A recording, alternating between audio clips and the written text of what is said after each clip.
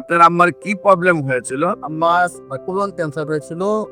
খাওয়া দাওয়া করতে পারতো না, পেটে জ্বালাপোড়া করতো, এবারে নাকে দেখে দুর্বল, বিছানা পড়ে গেছে। অপারেশনের পরে আরো অবস্থা খারাপ হইল। পরে আমরা বাড়ি চাইতে করছি, আইসা ওই যে ফেসবুকে আপনার অ্যাড দেখছি। অ্যাড দেখে পরে আমি ওই হোয়াটসঅ্যাপে যোগাযোগ করলে পরে মোটামুটি মানে মাসখানেক ওষুধ খাওয়ার পরেই অনেকটা রেজাল্ট পাওয়া গেছে এবং এখন ভালোই বলতে গেলে। আসসালামু আলাইকুম ওয়া রাহমাতুল্লাহি ওয়া বারাকাতুহু। সম্মানিত দেশবাসী, আমি cancer specialist doctor S M Sarwar. বিশেষ করে আজকে একজন ক্যান্সার রোগীর সাথে আমরা সাক্ষাৎ করব, যিনি একেবারেই মরণাপন্ন অবস্থায় ছিলেন। রোগীর ছেলের সাথে কথা বলছি। আপনার নাম? মোহাম্মদ জাহাঙ্গীর আলম। মোহাম্মদ জাহাঙ্গীর আলম। আপনার পিতার নাম? মোহাম্মদ আব্দুল খালেক। মোহাম্মদ আব্দুল খালেক। আপনার মায়ের নাম? আমার নাম রাবিয়া। রাবিয়া খাতুন। রোগী আপনার কি হয়? আমার আম্মা। আপনার আম্মা। আপনাদের গ্রামের বাড়ি কোথায়? গ্রামের বাড়ি পৌরসভা 3 নম্বর। পৌরসভা 3 নম্বর। পৌরসভার নাম কি? বালুকা পৌরসভা। বালুকা পৌরসভা। Post office? Post office Baluka. থানা? থানা বালু। জেলা হলো ময়মনসিংহ। ময়মনসিংহ। আপনার আম্মার কি প্রবলেম হয়েছিল? আমার কোলন ক্যান্সার হয়েছিল। খাওয়া দাওয়া করতে পারতো না, পেটে জ্বালাপোড়া করতো, এবারে নাকে দেখে দুর্বল, বিছানা পড়ে গেছে। 2-3 জনের বেড়া চলাফেরা করার লাগে। পরে সকালে নিয়ে গেছি ময়মনসিংহ মেডিকেলে। ওইখানে ওরা টেস্ট করে বলতেছে যে, পরে রিপোর্ট দেখে বলছে যে কোলন ক্যান্সার। আপনার যখন একেবারে বিছানায় পড়ে গেছে, যখন ডাক্তার কাছে নিয়ে যাওয়ার পরে ডাক্তার টেস্ট করে বলতেছে আপনি কোলন ক্যান্সার।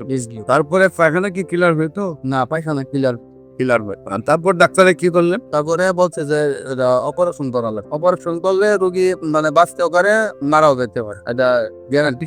পরে আমরা একবার প্রথমে ভয় পেয়ে গেছি, তখন অপারেশন না করে বাড়িতে নিয়ে এসে পরে এভাবে আরো 2-3 মাস গেছে। যাওয়ার পরে রোগী পেলে আস্তে আস্তে আরো খারাপের দিকে যাইতেছে। পরে চিন্তা করলাম যে বাঁচতে পারবো বললে মোট দয়া অপারেশন করাইলে। পরে আবার নিয়ে গেছি মেডিকেলে, দয়া ভর্তি করাইলাম। ভর্তি করে প্রায় মাসটা হাসপাতালে থাকছি। তারপরে অপারেশনের ডেট দিছে, পরে অপারেশন করা হয়েছে। অপারেশন করার পরে 7 দিন পরে ছুটি দিছে। ছুটি বাড়িতে আসছি।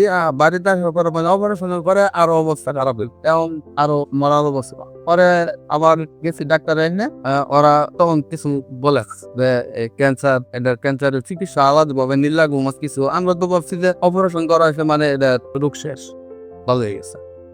তারা আর বলে নাই যে ক্যান্সারের পরবর্তীতে থেরাপি দিতে লাগবো বা কিছু দেওয়া লাগবো বলা। পরে মাসখানিক আছে, মাসখানিক পরে ওই যে সার্জারি বিভাগের যে প্রধান, উনি বাহিরে ক্লিনিকে প্রাইভেট ভাবে দেখে, ওনার এখানে আমরা প্রাইভেট ভাবে দেখাইছি। পরে ওই স্যারের গেছি, স্যারে বলতেছে আপনারা এখন কেন আসছেন, রুগীটার একবারে মানে মাইরা নিয়ে আসছেন শেষ পর্যায়ে, এতদিন কেন আপনারা চিকিৎসা শুরু করেন নাই? আমরা বলছি আমাদের কিন্তু স্যার হাসপাতাল থেকে বলে নাই যে এটা ক্যান্সারের চিকিৎসা করতে কিছু, আমরা তো জানি। পরেও এখান থেকে আর ডাক্তার চিকিৎসা দেয় না, দিলে আমরা বাড়িতে একটা বসছি। আইসা ডাক্তারের চিকিৎসা দেয় নাই, বলতে আর চিকিৎসা নাই, আপনার বাড়িতে চলে যাবো। পরে আমরা বাড়ি চাইতে করছি, আইসা ওই যে ফেসবুকে আপনার অ্যাড দেখছি।